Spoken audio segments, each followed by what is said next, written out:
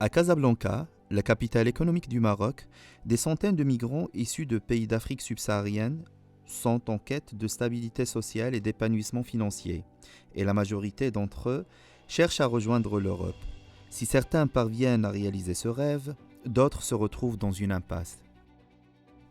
Le 8 mars 2023, les forces de l'ordre sont intervenues par dizaines pour démanteler des campements de migrants au quartier Ouled-Ziyane. D'après une source à la préfecture de Fida Mar Sultan, il n'a pas été fait usage de la violence pour libérer les espaces publics occupés illégalement par ces migrants. Les forces de l'ordre ont été la cible de jets de pierres de la part de ces occupants illégaux. Plusieurs migrants ont confirmé cette information. Selon eux, une poignée de leurs camarades se sont adonnés à ces actes de provocation.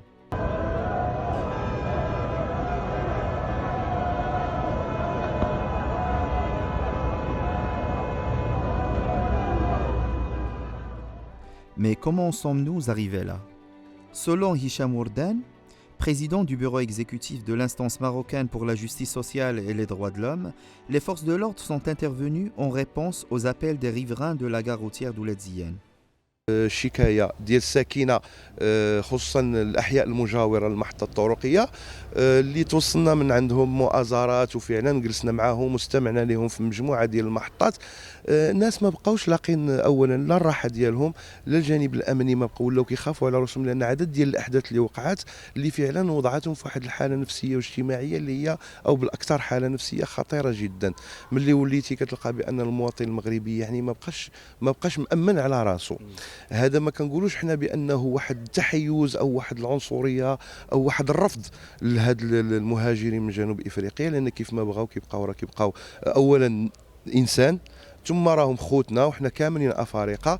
غير الاشكال هو انه خص فعلا توضع واحد المنظومه اللي تكون منظومه معقوله ومنطقيه وسليمه باش بالنسبه للعدد التقريبي ديال لي سوبساريين اللي كاينين هنا في لي زونفيرون ديال المحطه الطرقيه. كان عندنا واحد الاحصاء اولي يعني كنا تقريبا لان كان بدايه التعامل ديالنا معاهم في لا بيريود ديال كورونا لو طون اللي كان كلشي مسدود وهذا كان في اطار العمل الاجتماعي وهذا في اطار المسانده الاجتماعيه كان ما يقرب تقريبا علينا واحد 1000 وشي حاجه. هذا في لو طون ديال كورونا مع العلم انه العدد كيتزاد لانه غير مؤخرا مثلا المعلومات اللي عندنا حنايا واستقيناها من عند الساكنه انا ما يقرب من 500 الى اكثر ديال لي سوبساريين غير من جنوب من السودان اللي دخلوا دابا مرحليا او في هذه الفتره الاخيره.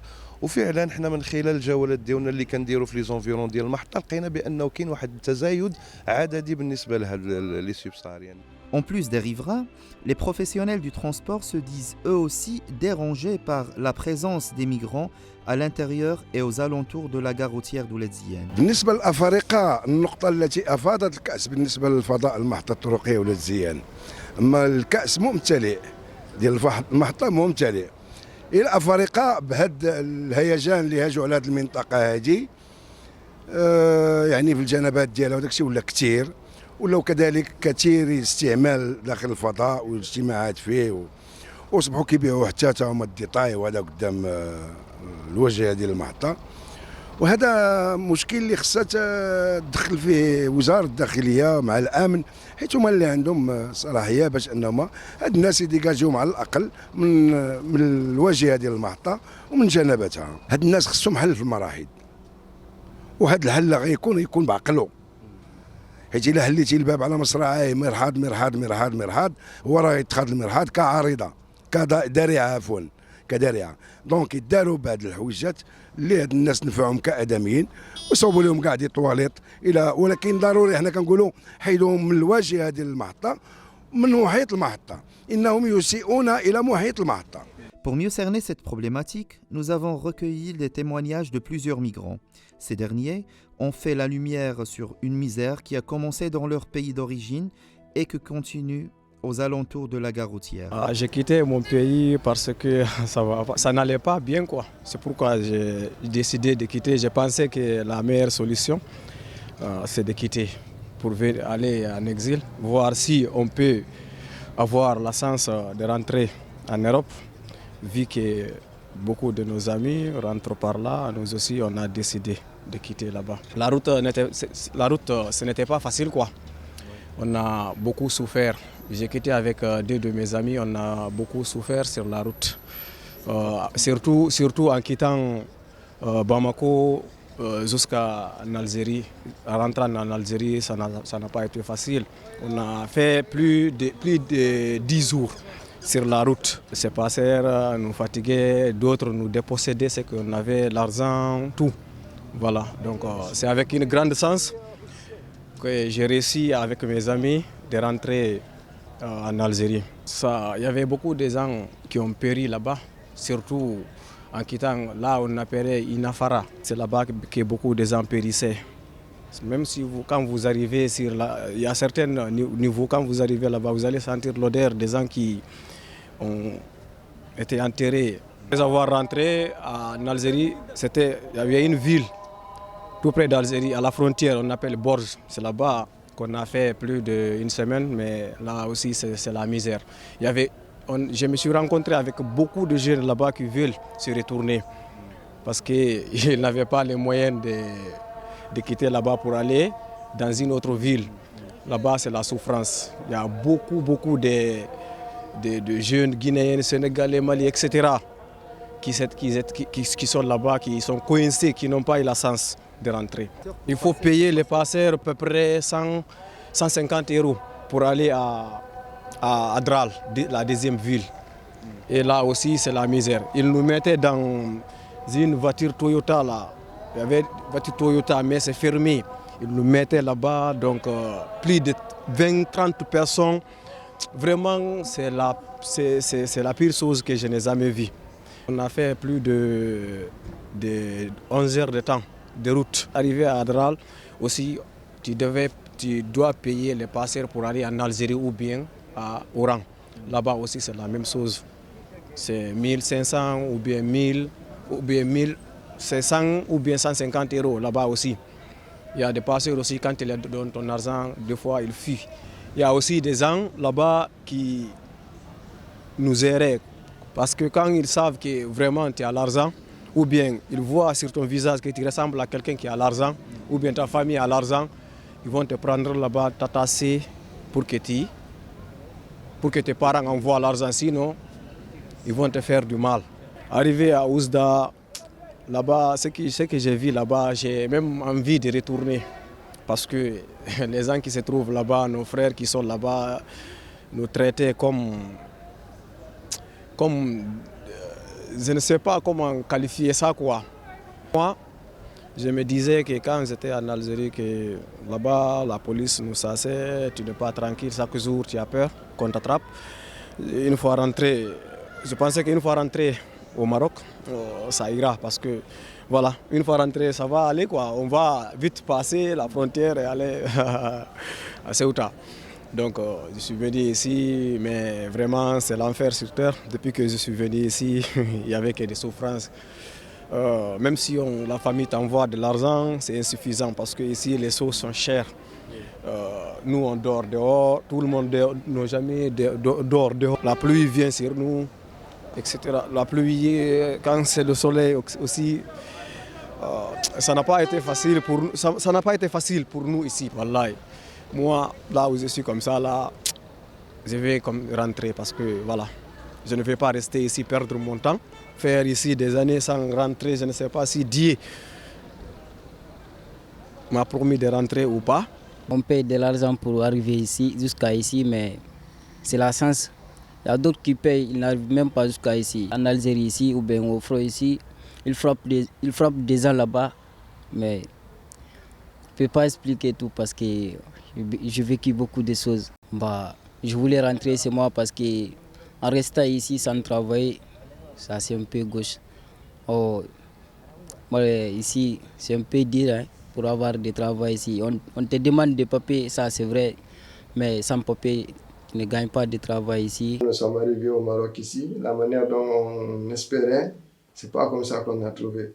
Parce que pour nous, quand on allait arriver au Maroc ici, c'est juste pour 2 mois, 3 mois, on pourra franchir la barrière pour accéder à l'Europe. On a rencontré certains problèmes, que ce soit sur le côté financier ou sur le côté social. Plus particulièrement, moi, j'ai rencontré quelques problèmes avec les gens d'ici.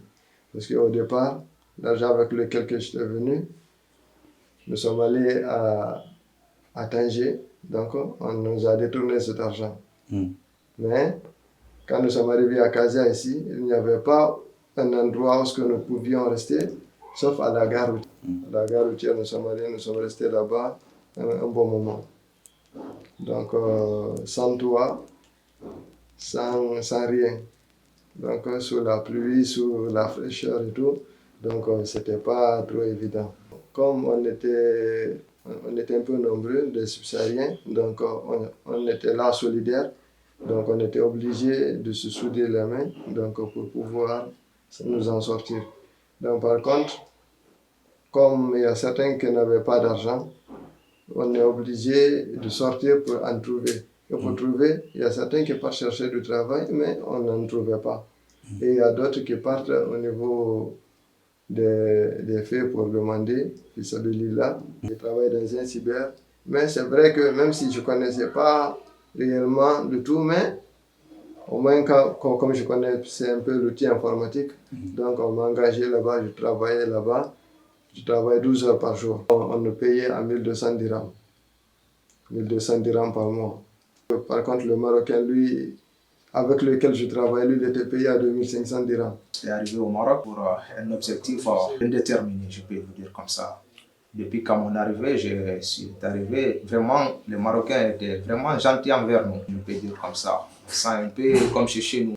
Il y a toujours des personnes qui se soucient de toi et puis te donnent toujours quelque chose de quoi faire à côté de toi. Au niveau de, si tu as besoin de dormir, on te donne des trucs à te faire couvert. Et puis c'est un peu comme ça. Mais mon objectif, c'était de passer. Mais par malheur, ils m'ont mangé mon argent par un manque de compréhension. De son côté, la société civile se mobilise pour accompagner certains migrants. C'est le cas par exemple du collectif Casa Lumière qui organise régulièrement des petits déjeuners au profit de 250 migrants. Nous offrons des petits déjeuners aux migrants subsahariens, essentiellement ceux de la gare routière et de la rue, les lundis, tous les vendredis matins. En ce moment, nous recevons environ entre 250 et 300 jeunes. Donc pour un petit déjeuner, des petits soins de première urgence, des pansements, des rhumes, des maux de tête, etc. Nous recevons aussi des femmes sur rendez-vous, donc elles pour un entretien un petit peu plus approfondi. Où est-ce qu'elles logent, comment elles vivent, le nombre d'enfants. Et là, on leur donne un colis alimentaire complet. Et surtout, on essaie de faire de l'orientation, c'est-à-dire si elles n'ont pas de papier ou si il leur manque un passeport, des extraits de naissance de leur enfant, c'est très fréquent. Donc on les oriente sur certaines associations. On les oriente vers le planning familial aussi beaucoup.